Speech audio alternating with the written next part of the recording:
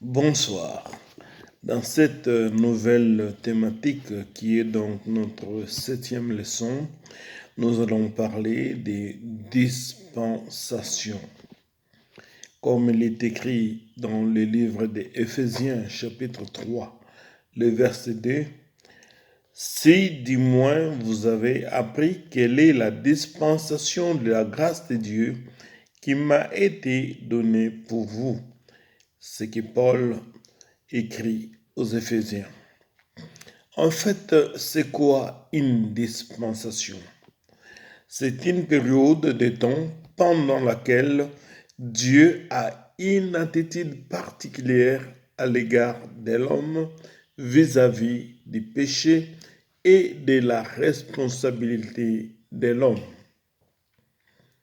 Ce sont des périodes depuis les temps adamiques jusqu'à nos jours.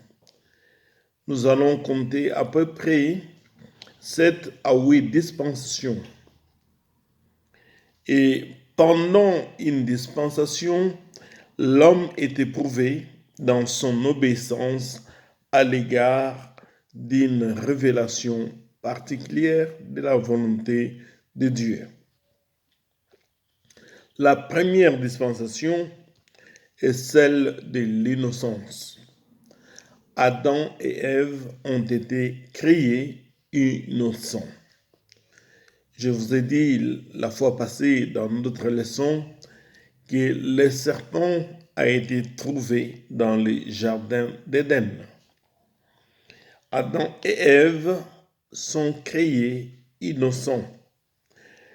Et voilà que cette première dispensation de l'innocence commence à la création de l'homme et s'achève à la chute de l'homme. Genèse chapitre 1, 26 jusqu'à Genèse 3, 23. Quelle était la responsabilité de l'homme dans cette première dispensation? Quelle était la responsabilité d'Adam et d'Ève? Adam et Ève, ou en général l'homme, il devait choisir s'il va croire la parole de Dieu ou les déclarations de Satan. Vous comprenez bien que dans cette première dispensation, il s'agit des frontières. Dieu, en créant l'homme, il a mis des frontières. Mais l'homme a outrepassé sa frontière pour aller au-delà de ce que Dieu attendait de lui. Nous avons démontré cela, comment le serpent a fait chuter Adam et Ève. L'homme n'ayant pas respecté les frontières, n'ayant pas marché dans ses limites, ayant outrepassé la volonté de Dieu en allant toucher au fruit de l'arbre défendu, eh bien cela a entraîné la chute de l'homme et vous en connaissez les conséquences.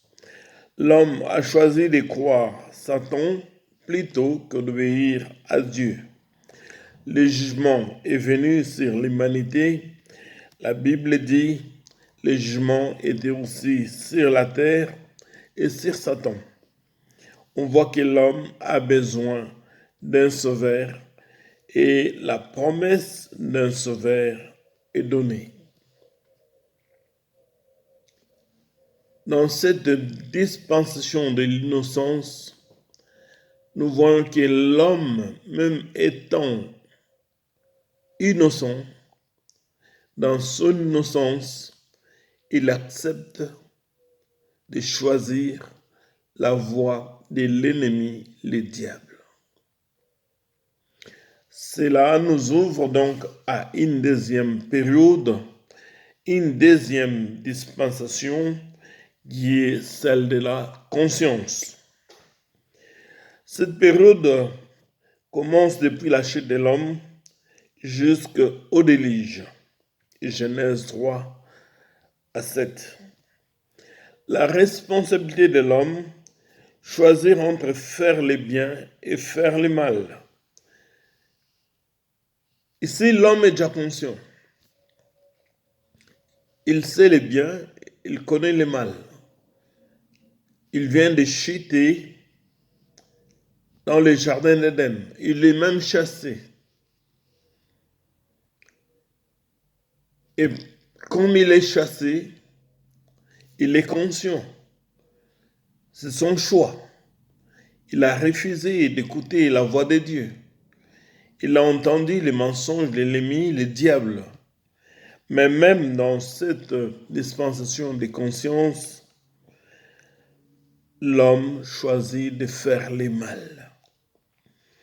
La chute de l'homme et ses conséquences, l'homme prouve qu'il est extrêmement mauvais et en conséquence, le jugement vient sur lui par les déluges.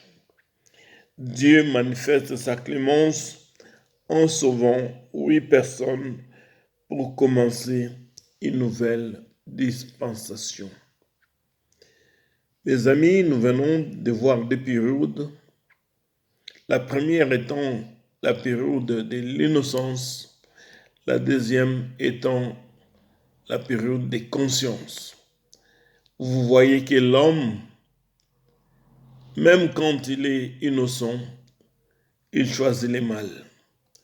L'homme, même quand il est conscient, comme au temps de Noé, l'homme est conscient, mais l'homme choisit de faire le mal. Nous devons nous poser la question, qu'est-ce qui est en l'homme? Pourquoi son choix se porte toujours au mal?